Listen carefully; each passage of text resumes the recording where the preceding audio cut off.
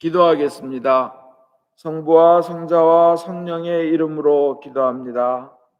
하나님 아버지, 이 순간 저희에게 오셔서 하나님께서 이미 쏟아 부어주신 축복들, 저희가 누리며 즐기는 그 길을 배우게 하시고, 하나님이 이미 주신 축복들 저희가 기뻐하며 신나며 환희에 넘치고, 그것을 정말 주님께서 주신 것을 이 세상에서 잘 누리며 살게 하여 주시옵소서. 예수님 이름 받들어 기도하옵나이다. 아멘.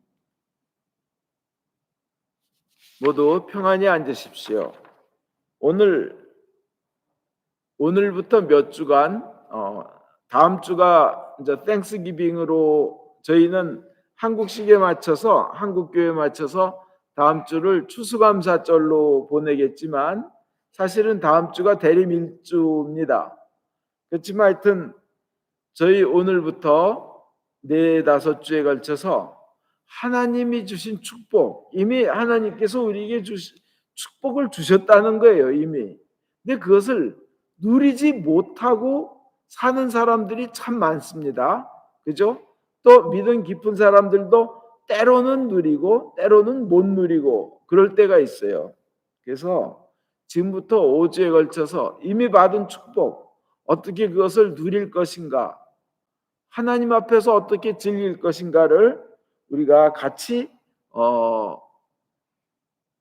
생각하면서 은혜를 받도록 하겠습니다. 결국 많은 환란이 이 세상에서 다가오는 거예요. 그렇지만 예수님의 약속은 확실합니다. 너희는 나 때문에 많은 고난을 받겠지만 결론은 뭐예요? 오늘 복음, 머리카락 하나도 잃지 않을 것이다.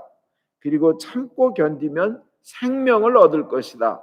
이게 결론이에요. 잃는 건 하나도 없고 결국은 생명을 얻을 것이라는 겁니다. 이것이 결론입니다. 그렇다면 그것은 이 세상에서도 그것을 누리고 즐길 길은 없나? 같이 은혜를 받겠습니다. 말씀드린 대로 이미 축복은 받았다. 이미 축복은 와 있다. 그러면 그것을 누리는 것이 중요합니다. 마치 내 어카운트에, 그 체킹 어카운트에, 내 통장에 돈이 들어와 있어요.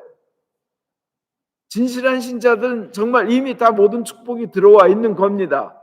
그것을 꺼내서 쓰는 것이 중요합니다. 그죠?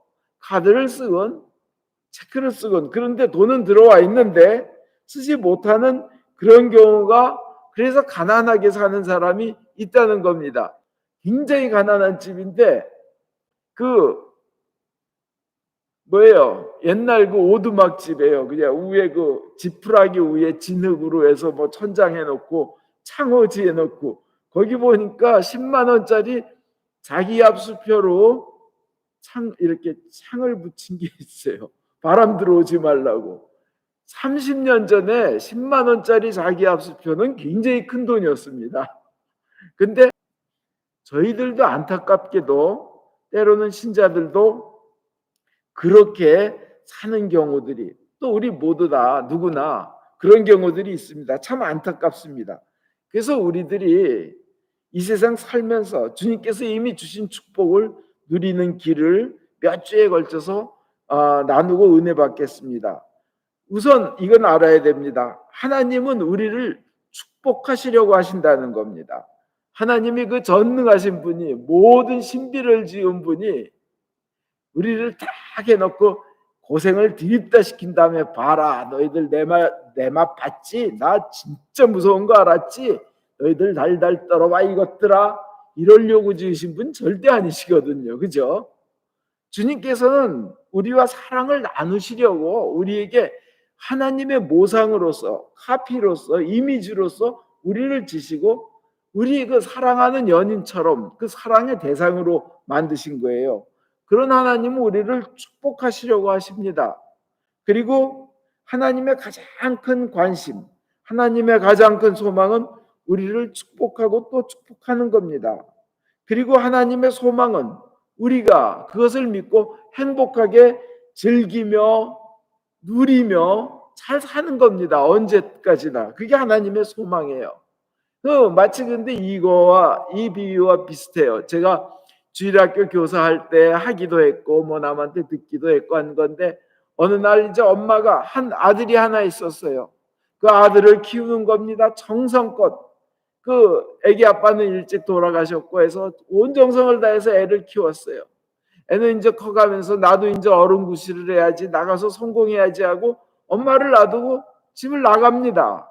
그렇게 키웠는데, 그랬는데 어느 날 산적의 일당이 돼버린 거예요. 근데 워낙 산적질을 잘해요. 그래서 이제 산적 두목이 볼 때는 부두목으로 올려줘야겠다.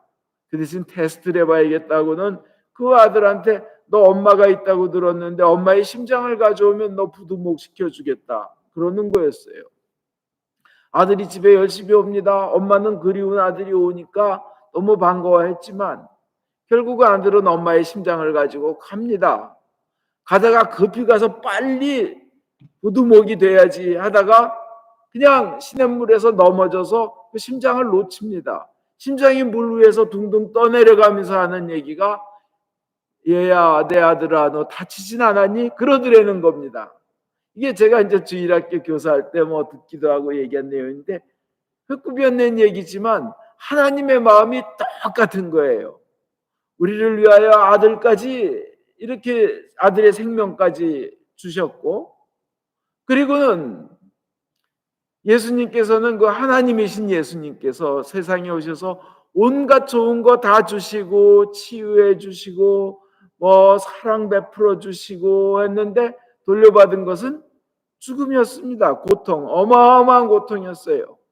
근데 그 죽어가면서도 그렇게 사랑을 주고 마땅히 사랑을 돌려받아야 할 사람들에게 사랑을 돌려받기는커녕 배신당하여 그냥 그 죽어가면서 십자가에 달려 돌아가시면서도 그들을 위하여 용서의 기도를 바치는 예수님의 마음이, 그 주여 저들이 무엇을 하는지 모릅니다, 저들을 용서하여 주십시오 하는 그 예수님의 마음이, 그 떠내려가는 심장이 아들을 보고 얘야 너 다치지 않았니? 하는 것과 똑같은 겁니다. 이렇게 제가 느끼기에는 하나님의 심정이 그렇습니다. 하나님은 우리를 끝까지 축복하기를 원하십니다. 그리고 사람들이 그 하나님이 우리가 축복을 하시려고 하는 것을, 축복을 받아들였다고 해서 또 거기에다가 상을 주시고 축복을 시리즈로 또 주시는 거예요. 하나님을 믿고 좋으신 분이다 하고 내가 나 잘되라고 축복을 주셨는데 그걸 믿고 받아들였다고 해서 받아들이면 또 축복을 주시는 분이 하나님이시라는 겁니다. 성경은 곳곳에 거의 10,000번이 되도록 우리를 사랑한다, 사랑한다, 너희를 축복하겠다, 영원토록 인도하겠다, 이런 약속으로 가득 채워져 있습니다. 중요한 것은 우리가 그것을 얼마나 깊이 믿고 얼마나 깊이 받아들이느냐 하는 겁니다. 깊이 믿은 만큼 축복의 삶을 삽니다. 깊이 받아들인 만큼 축복의 삶을 삽니다. 축복의 하나님을 머리로 인정하고 우리 가슴으로 마음으로 믿으며 그렇게 act like it, talk like it, 그 다음에 뭐죠? think like it인가? 그렇게 생각하고 그렇게 믿고 그렇게 행동하는 겁니다. 그러면 주님께서 주시는 축복을 우리가 갖고만 있는 게 아니라 즐기며 누리며 사용할 수 있다는 것입니다. 그렇게 하면 하나님께서 우리에게 역사하셔서 천상의 하늘의 그 풍요와 건강을 주십니다. 그러면 구체적으로 이제 디테일로 들어가서 어떻게 할 것이냐? 첫 번째는 그 축복을 누리기 위해서 회개하는 것이 참 중요합니다.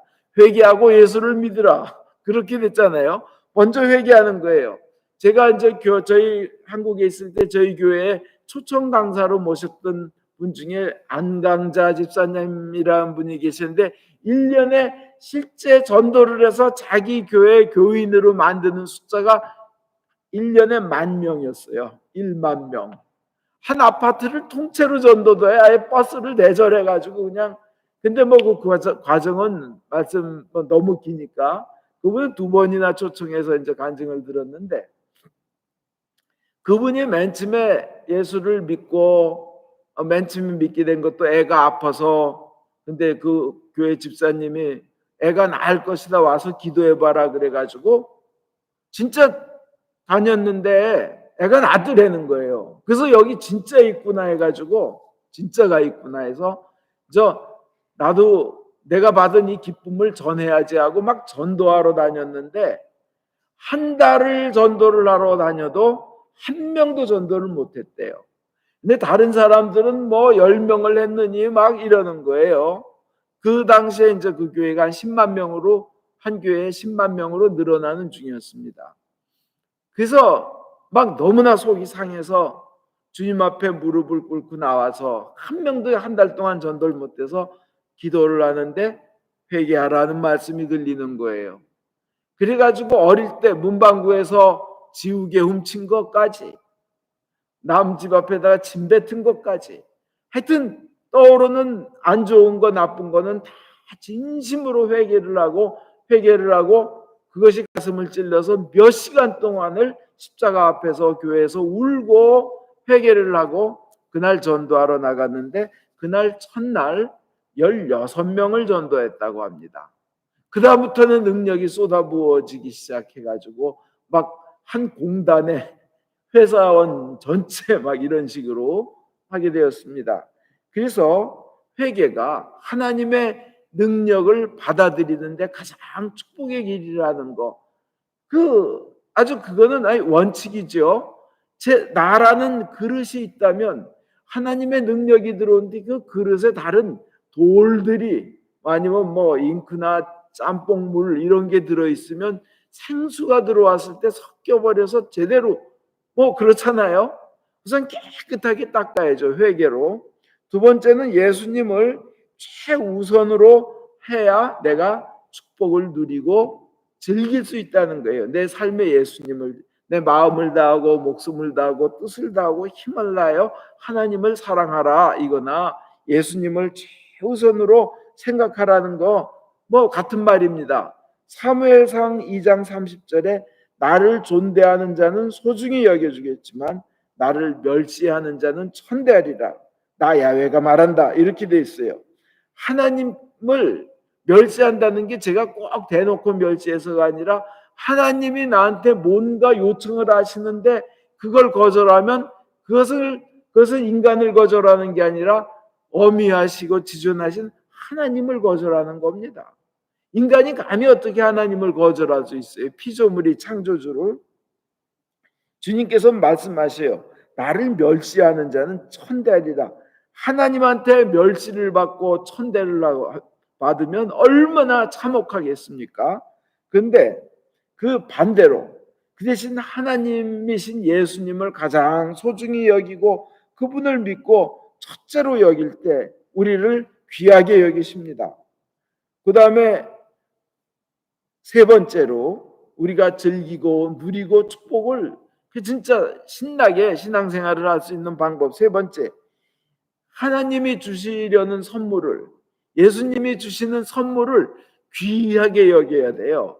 여러분, 성체성사 얼마나 귀한 건지 여기서 우리가 성체를 영할 때 하늘의 모든 천사도 흠모하며 하늘의 잔치가 벌어지는 귀한 그 성사가, 은총의 성사가 우리 성체성사 선망찬이에요.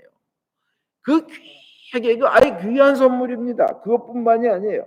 우리들이 일상적으로 할 수 있는 것들, 작아 보이지만 별거 아닌 것 같지만 그것이 사실은 어마어마한 큰 선물일 수 있습니다.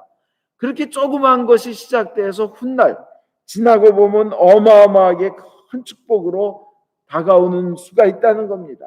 지금 우리가 살다 보면 그런 거 많아요. 옛날에 우습게 보았던 일이 그 정도면 당연스러운 것으로 봤는데 어마어마하게 무시하게 큰 은혜의 결과를 가져오는 그런 일들이 많습니다. 저희 때 보면 그렇게 좋은 대학이 아니라 그냥 원서만 넣으면 들어갈 수 있는 대학들이 많이 꽤 있었어요. 근데 지금 저 보면 뭐 서울에 있기만 하는 대학도 굉장한 좋은 대학이라 그러대요. 그리고 어떤 분을 제가 아는데 뭐 옛날에 뭐 3, 40년 전에 뭐 네이버라든지 삼성이라든지 이런 회사의 주식을 가지고 있었는데 별로 비싸지 않으니까 나 팔아버렸는데 지금 가지고 있었으면 어마어마하게 큰 부자가 됐을 거다. 뭐 이런 분들 계세요. 안타까워하면서. 제가 아는 친구 하나는 그 집안이 저 소사 부천 그쪽에 하여튼 몇천 평의 땅을 가져왔는데 건설회사 사람들이 와서 아니 너 2배로 줄 테니까 팔아라. 그래서 팔았대요. 얼른 신난다. 2배로 줄 테니까. 정말 거짓말 안 보태고 100배로 올랐어요. 땅값이. 그 지나가면서 옛날엔 당연한 거고 거기 땅 사는 거 당연한 거고 별거 아닌 건 줄 알았는데 지나보니까 어마어마한 좋은 기회를 놓친 거예요.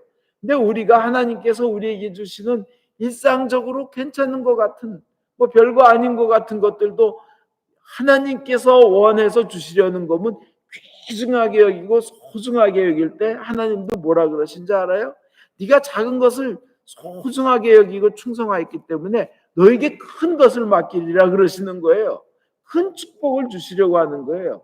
우리가 이렇게 미사에 와서 주님 앞에 나와서 미사 드리고 하는 거 그렇게 어려운 일 아니에요. 뭐 병원 가서 수술 받는 일만큼 어렵진 않아요. 근데 병원 가서 수술 받는 일은 미리 뭐 그냥 준비하고 하면서 하는데 주님 앞에 나오는 거는 뒷전이다. 그러면 그것도 좀 하나님 앞에서 심각하게 생각해 봐야 될 문제예요. 그래서 주님께서 주시려는 선물을 1순위로 생각할 때 주님께서 우리를 귀한 것, 작은 것이라도 아주 1순위로 주신다는 겁니다. 하나님이 나에게 주기를 원하실 때 내가 다른 것을 우선순위로 두고 하나님이 주시려는 것을 뒤로 미루면 정말 내가 필요할 때, 그래서 하나님한테 제가 필요로 할 때 하나님께서도 너의 일 뒤로 미루지, 너도 그랬잖아 그러실 거예요. 그 다음에 그렇지만 아주 낮고 천한 사람이라도 하나님을 가장 귀하게 여겨서 하나님이 주신 것을 귀하게 여기면 최고로 귀한 사람으로 만들어 주십니다. 다윗이 그래요. 천대받는 목동이에요. 요셉이 그래요. 감옥에 갇힌 노예 죄수예요.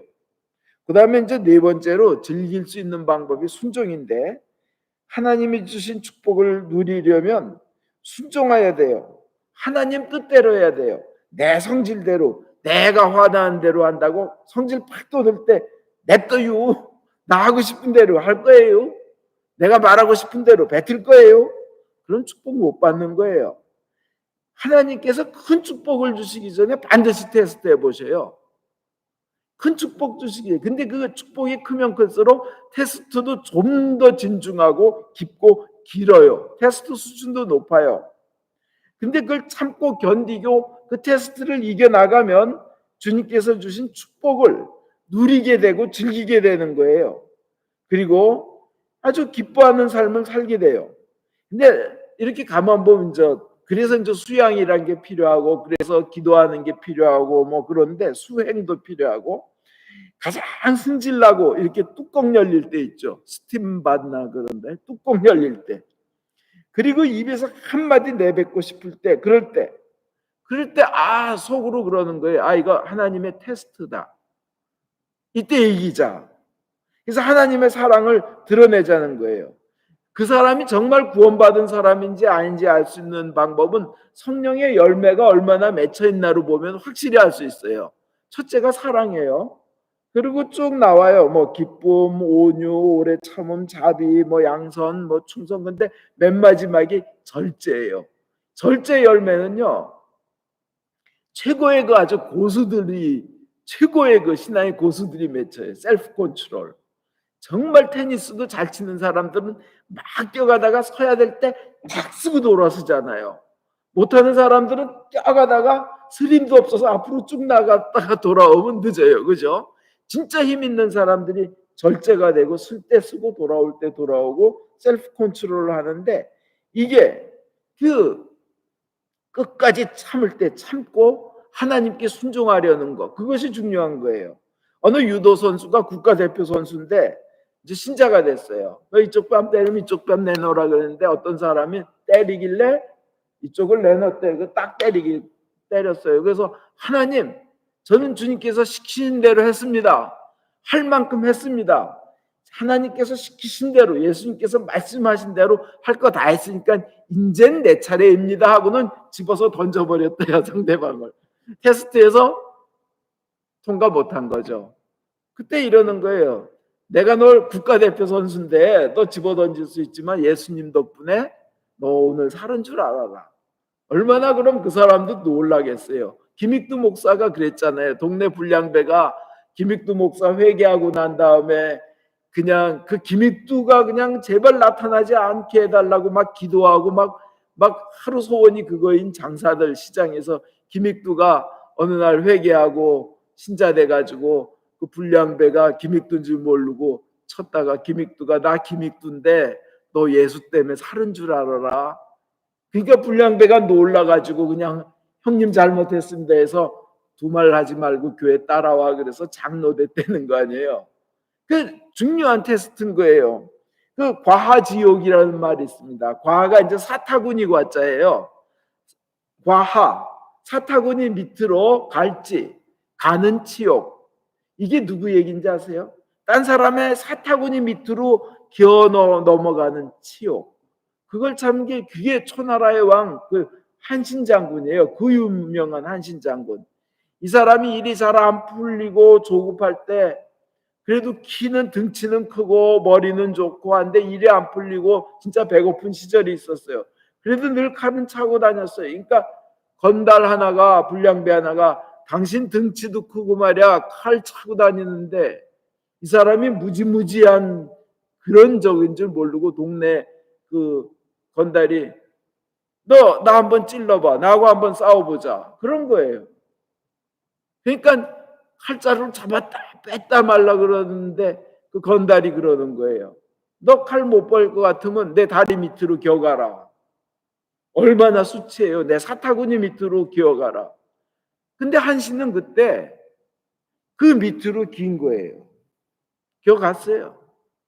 나중에 이제 초나라의 왕이 돼가지고 거기 고향에 돌아왔을 때 뭐 이 사람 한신은 이제 사타구니 무사로 소문이 나서 그 이전에 그렇게 만든 그 친구를 밑에 장수들이 잡아왔는데 한신이 한 말이 있어요. 내가 널 그때 죽일 수 있었지만 그러면 나는 살인자로 도망 다녀야 되고 큰 뜻을 이룰 수 없었다. 그러기에 난 큰 뜻을 이루기 위해서 네 사타구니 밑에를 내가 기어 들어간 것이다.